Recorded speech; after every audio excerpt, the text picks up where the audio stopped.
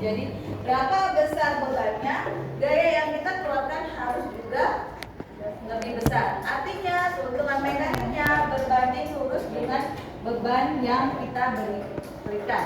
Nah, oke.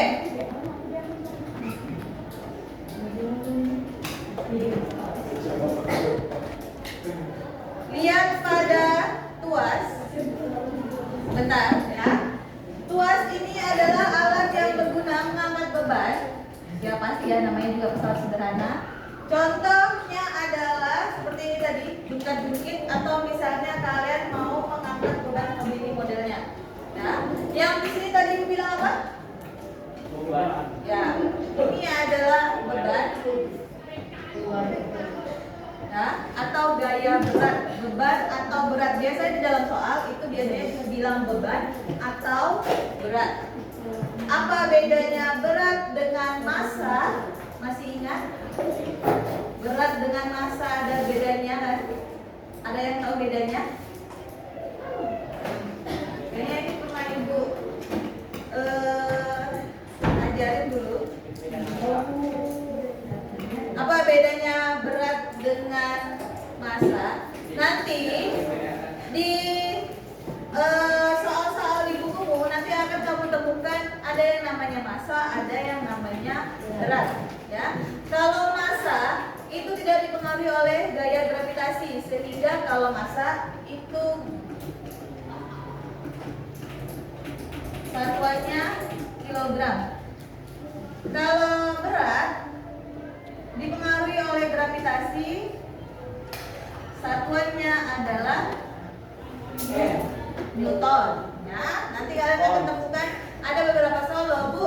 Keuntungan mekanis kan dibagi F, tapi kok di situ kilogram, Bu, bukan Newton. Maka kamu harus cari dulu beratnya, ya. Seperti biasa, yang tengah adalah titik tumpu. Ya, pada tuas ada namanya beban atau berat, ada namanya titik tumpu. Lalu yang di ujung yang kita beri gaya adalah kuasa. Oke, lihat ya. Perhatikan. Pada tuas ada namanya lengan kuasa, ini LF atau biasa ibu bilang LK atau lengan kuasa. Kemudian ada lagi namanya LW atau biasa ibu bilang LB, lengan beban. Bagaimanakah sistemnya kalau lengan kuasanya lebih pendek daripada lengan beban? Kira-kira? Ayo. Saya gini, ini gambarnya gini. Bagaimana kalau gambarnya seperti ini? Bebannya segini, gayanya seperti ini. Apakah bisa? Oke, maka keuntungan mekanisnya tidak bekerja pada benda yang jika lengan kuasanya lebih sangat kecil. Lengan kuasa kan yang dekat dengan kita, yang dekat dengan memberi gaya. Ya, lihat nih. Tidak bisa kan diangkat ini batunya kalau lengan kuasanya lebih pendek, ya.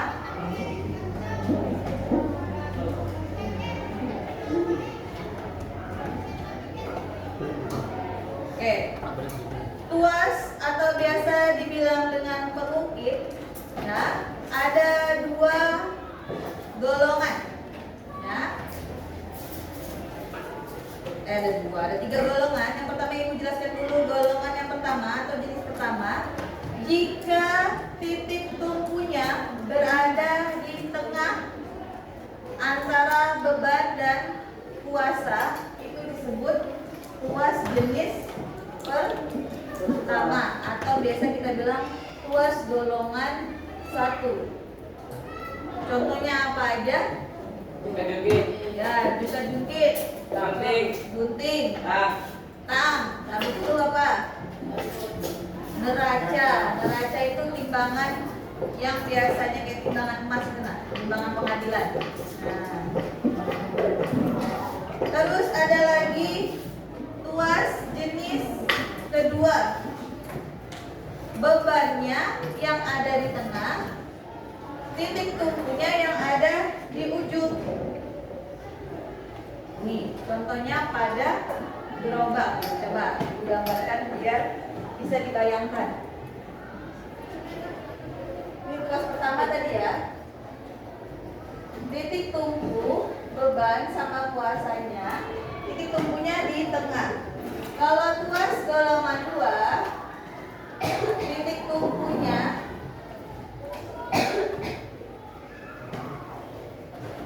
bebannya di sini, kuasanya di sini, ya.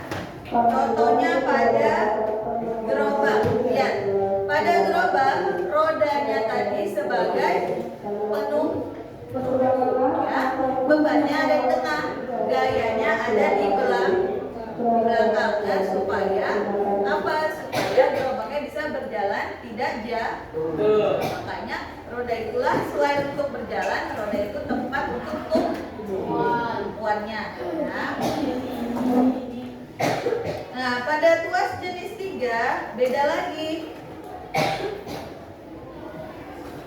Nih, tuas jenis 3 itu contohnya pada titik tumpunya itu ada di mana? Nih, ada di belakang. Bebannya di kuasanya di tengah. Titik tumpunya ada di belakang. Contohnya yang paling gampang adalah pada saat apa? Apa? Lihat di gambar ini. Gambar apa itu? Ya, itu gambar tangan. Gambar tangan sedang melakukan apa? Ya, sedang mengangkat. Jadi yang bekerja adalah otot bicep dan tricep. Pada saat kita mengangkat beban di tangan, ya. Ini bebannya di tangan kan? Bebannya, kuasanya ada bagian sini karena yang sinilah yang membantu mengangkat. Sedangkan bagian sini adalah ya tumpuannya.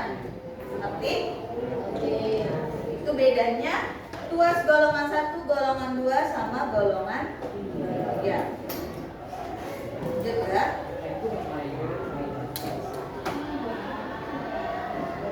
Oke, perhatikan. Pada keuntungan mekanis tadi ada rumus pada tuas ya. Ini rumus turunan ya. Mana penghapus kalian ini? Nggak ada penghapus. Mana penghapusnya? Hilang. Hapus dulu. Orang yang main di situ.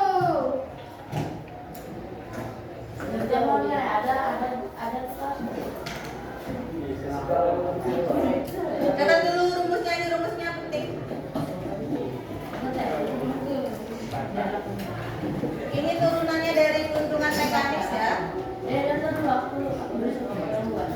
Keuntungan mekanis pada tuas adalah W per F atau sama dengan LK per LB. Atau bisa kalian tulis rumusnya F sama F dikali LF, ini LK ya. F dikali LK sama dengan W dikali LB. Nah, LB tadi apa? Dengan berat, dengan beban. LK tadi apa? Dengan kuasa. W itu berat ya, beban. Berat bebannya.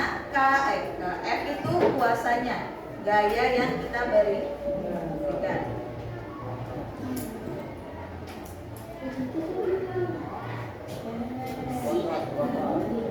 Nih.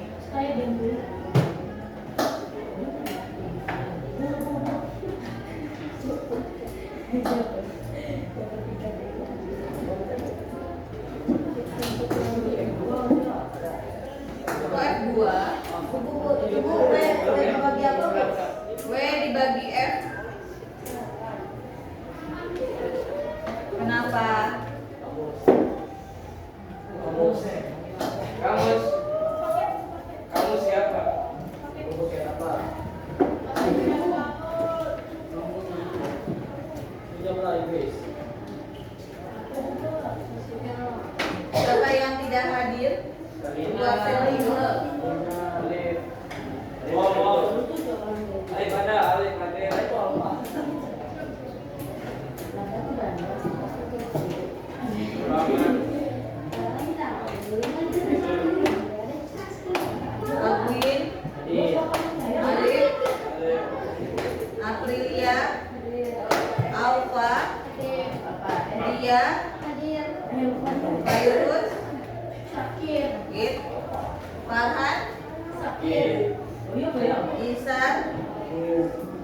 Ibu Ailia Di lab Bu, jaga anu.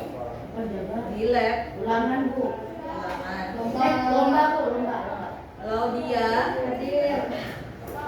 NKRI Melia Arya Ardiansa 1 Ardiansa 2 mana? Ardiansa 1 yang PDK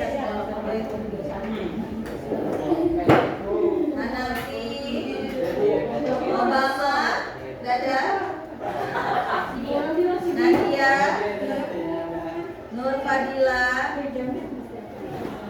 gak ada. Bu, lomba enggak? Fadlan Hadir Bu. Rehan Hadir Bu. Rizky Maulana Hadir. Safina Hadir. Oh, aku Siti Ayu hadir. Saripah Lomba juga Bu. Sawali Jabira Jenal Alfa. Oke, finish? Sudah ya, kita lanjut masuk ke jenis pesawat sederhana yang kedua. Sudah ya? Sudah kan? Oke. Oke dan ya. Ada namanya apa namanya? Ya, katrol.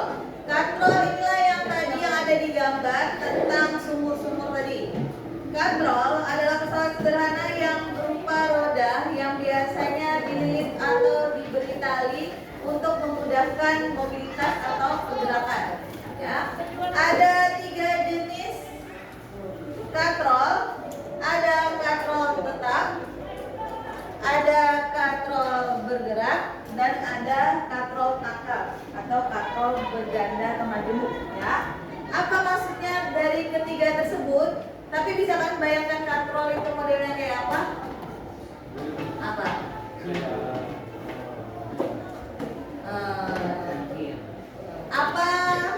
Siapa ya yang agak bengong-bengong?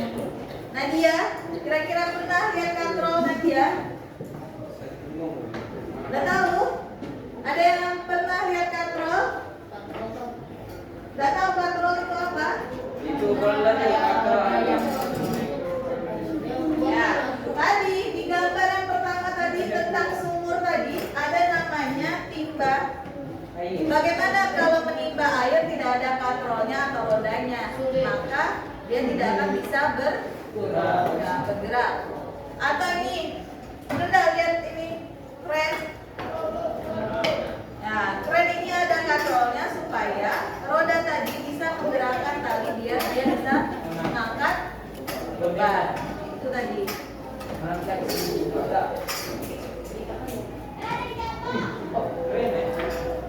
Oke, lihat. Ada namanya tadi katrol tetap. Apa maksudnya dia dibilang katrol tetap? Karena dia tidak bergerak atau diam di tempat. Biasanya dia ditempel atau dipaku permanen. Contohnya pada sumur tadi. Katrolnya tadi dipaku atau dilekatkan atau dilekatkan di kayu supaya dia tidak bergerak. Nah, contohnya kayak gini ya. Ini namanya sistem katrol. Kalau kamu tarik, maka bebannya akan naik ya. Yang paling modern sistem katrol ya seperti kayak lift. Nih, ada juga keuntungan mekanis pada katrol. Sama rumusnya ya. Kalau pada katrol tetap, keuntungan mekanisnya adalah 1. Ya, nanti ada bedanya dengan ke katrol yang satunya lagi ya.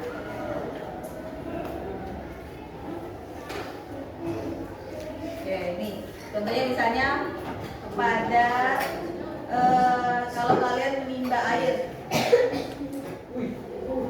Nih. Yang ini adalah katrol bergerak. Pernah lihat katrol modelnya bergerak kayak begini? Pernah?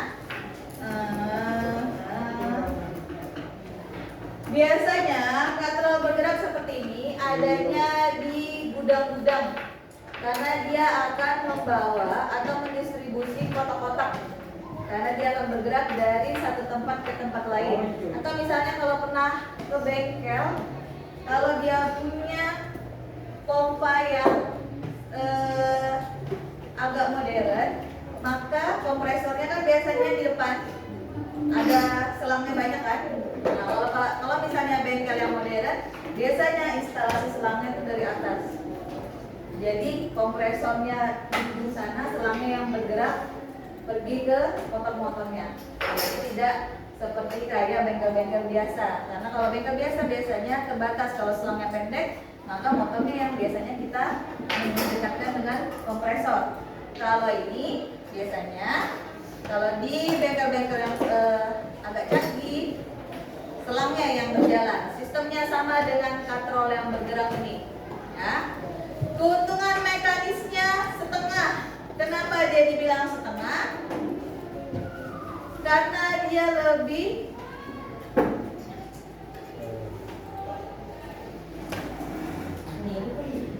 memperkecil gaya.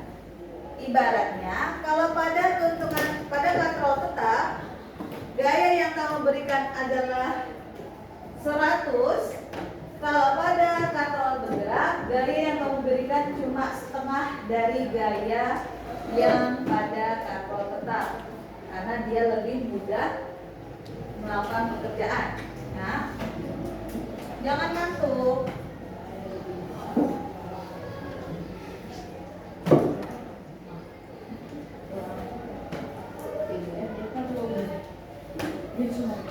Oke, lanjut ya. Ini adalah katrol takal atau katrol berganda atau majemuk. Nah, ini lebih kompleks lagi.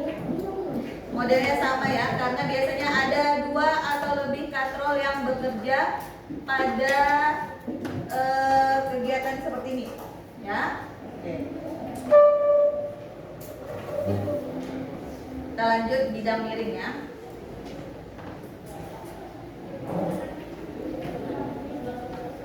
Bidang miring yang kayak tadi ya, kamu lebih bisa atau lebih mudah manjat dari lantai 1 ke lantai 2, atau kita buat tangga dari lantai 1 ke lantai 2? Tangga. Lebih mudah kita melewati tangga daripada manjat. Atau contohnya lagi, misalnya kalau mau mengangkat barang dari rumah misalnya ke truk, atau sebaliknya dari truk diturunkan ke toko, maka biasanya memakai bidang miring atau misalnya diberi papan seperti itu supaya apa, lebih memudahkan. Karena kalau diangkat misalnya kayak semen ataupun misalnya benda-benda yang berat, biasanya lebih susah. Nah, contoh lainnya apa lagi selain tangga tadi? Coba lihat.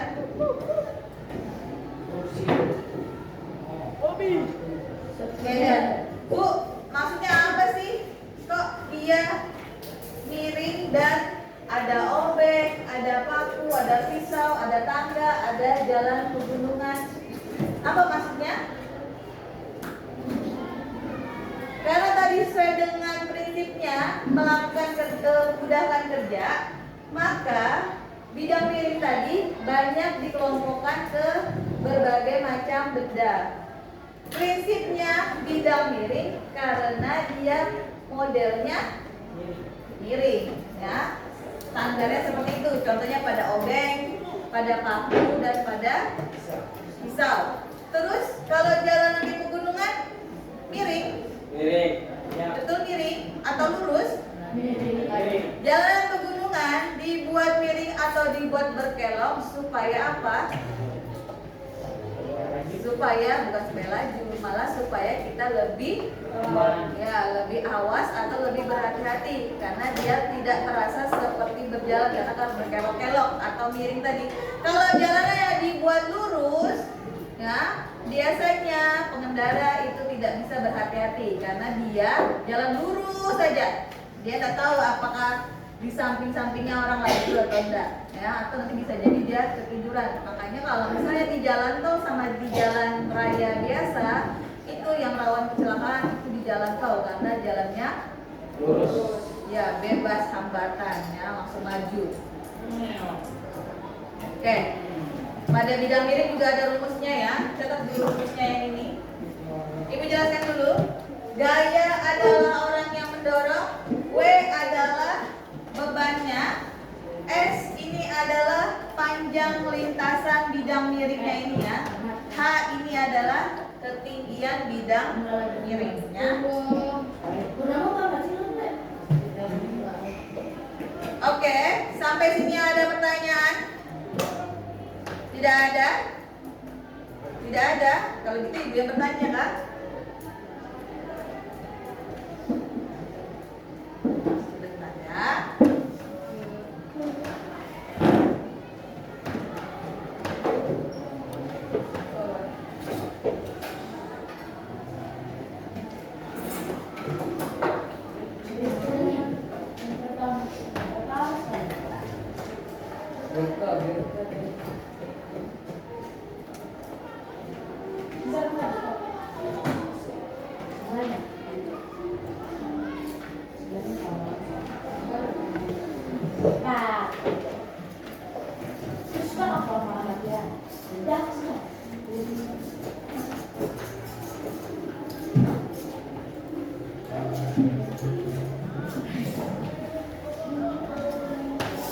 Ada 5 kelompok ya.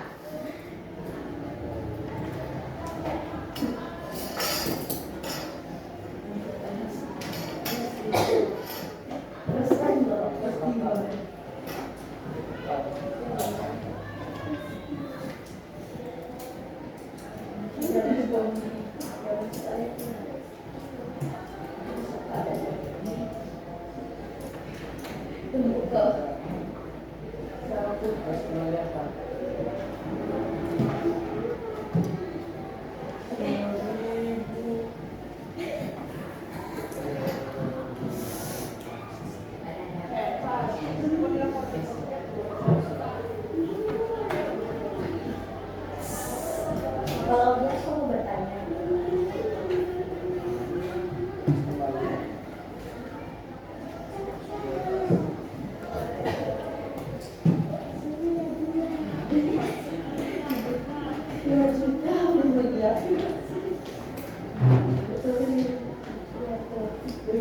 sekian.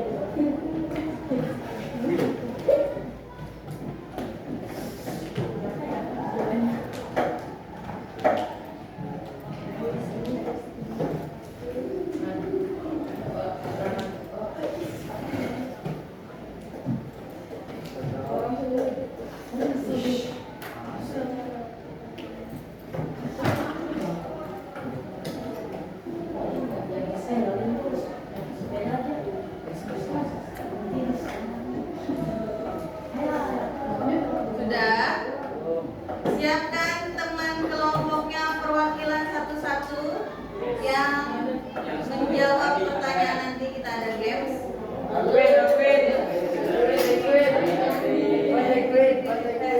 Ada rumus nggak?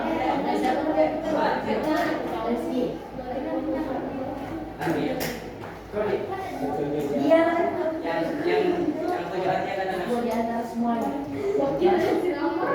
Selamat Kudus Megawati sama Ada juga.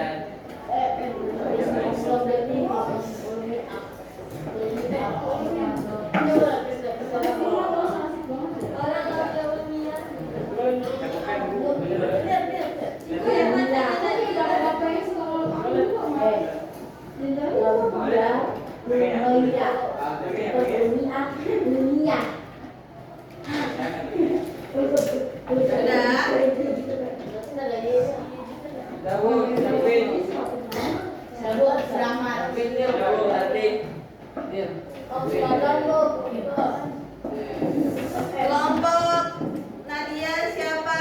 Yang menjadi perwakilan Alfa. Pilih satu ayat siapa? Ayo. Mau ada bu, mau ada bu. Pilih satu yang sini siapa? Agwin. Agwin. Sebelah sana. Siti. Siti. Sudah maju di situ aja, nanti teman-temannya bantu. Akan bantuin. Lakuin. Sebagai pembicara. Yang sebelah sini siapa? Adlan. Yang sini? Ardi. Adi. Ya. Oke. Selesai sampai sekarang. Bentar ya, ibu siapkan dulu.